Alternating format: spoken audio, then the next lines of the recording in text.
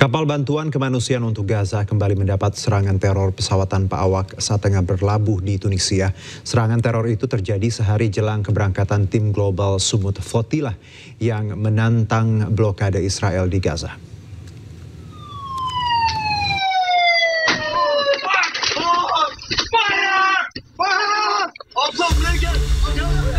Awak kapal Alma panik saat serangan udara dari pesawat tanpa awak menghantam kapal pengangkut bantuan kemanusiaan untuk warga Gaza.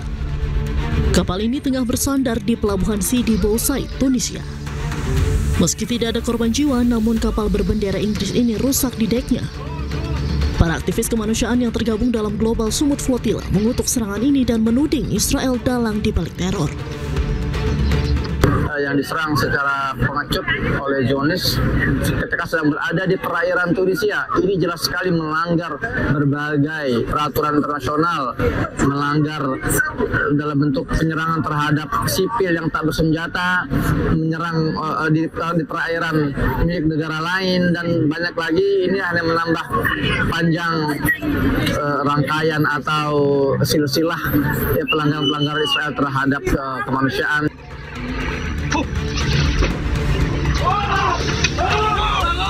Sehari sebelumnya, kapal utama yang membawa anggota komite pengarah Global Sumut Flotilla juga diserang pesawat tanpa awak.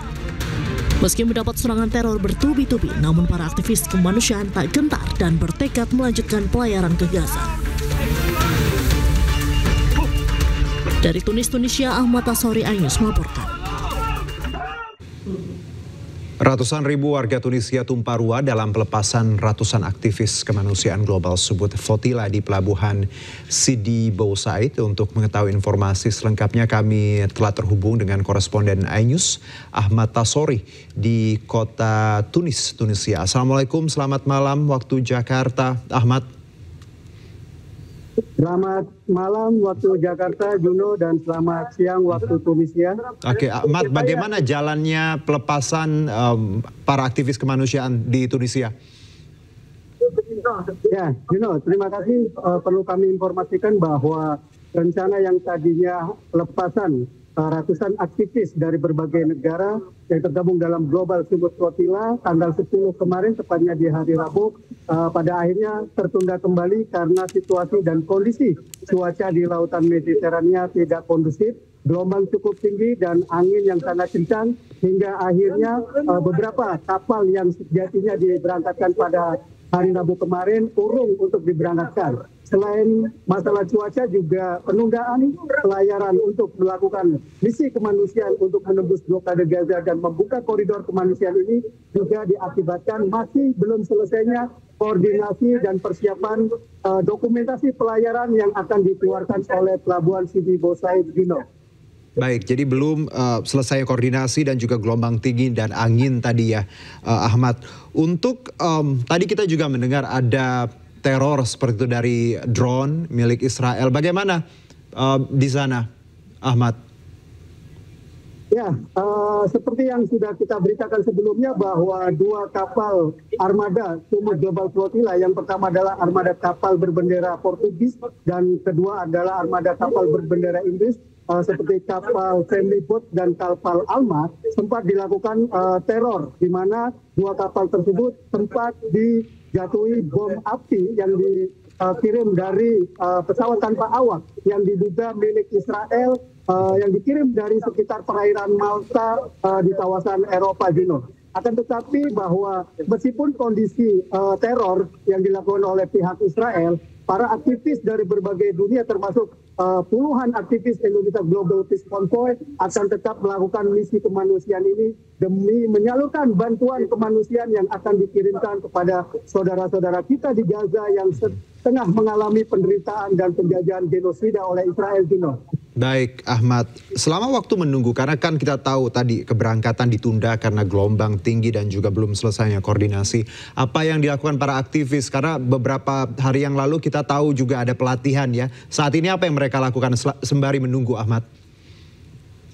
Ya, Juno dan pemirsa di tanah air, bahwa untuk menunggu jadwal yang masih kami tunggu dari Steering Komite Global Sumut Flotilla, para aktivis dari berbagai negara termasuk puluhan aktivis dari Indonesia saat ini tengah menunggu jadwal keberangkatan. untuk memastikan bahwa kondisi saat ini dari 30 warga negara Indonesia yang ikut dalam misi kemanusiaan ini tengah beristirahat di pemondokannya masing-masing. Ada 2 tempat yang dijadikan tempat tinggal sementara, yakni di kawasan Tunisia, baik itu di Hotel Royal maupun di Hotel Ibis. Adapun mereka tengah melakukan persiapan untuk pelayaran esok hari, Juno. Baik, Ahmad, terima kasih atas laporan Anda dan tadi semoga semuanya berjalan lancar dan aman. Terima kasih, Ahmad. Buntut unjuk rasa berujung ricu di Nepal, kendali kekuasaan diambil alih oleh militer. Helikopter militer bahkan mengevakuasi para pejabat Nepal dari kepungan massa. Helikopter militer Nepal mengevakuasi para menteri dari rumah dinas mereka di kawasan Bai Sepati. Pejabat pemerintah lain juga dievakuasi ke barak militer dan mendapat pengamanan lebih ketat.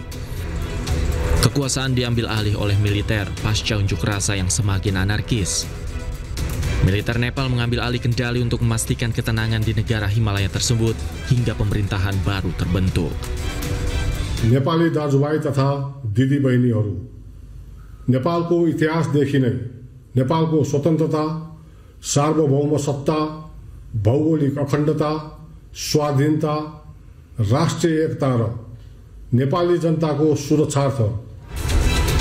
Jam malam telah diberlakukan dan militer menyatakan berbagai aksi vandalisme, penjarahan atau serangan terhadap individu akan berujung pada tindakan tegas.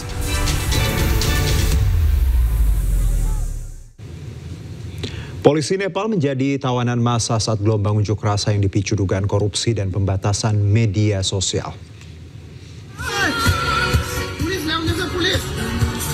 Sejumlah polisi dilucuti senjatanya dan ditahan oleh warga Nepal, sementara sebagian anggota kepolisian serta militer memilih bergabung dengan gerakan rakyat. Aksi protes yang dipimpin generasi muda ini dipicu dengan dugaan korupsi dan pembatasan akses media sosial menewaskan 19 orang dan berujung pada lengsernya Presiden Ramchandra Podel serta Perdana Menteri Sharma Oli.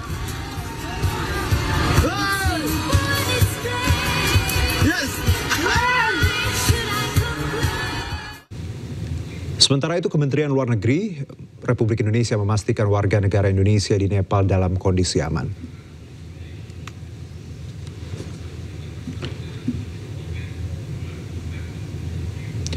Berdasarkan data dari Kedutaan Besar Republik Indonesia di Nepal, terdapat 57 WNI yang tinggal di negara tersebut.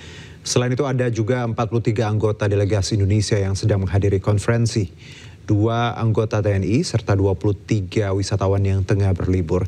Kendati demikian, belum ada penjelasan lebih lanjut terkait langkah evakuasi WNI ke tanah air.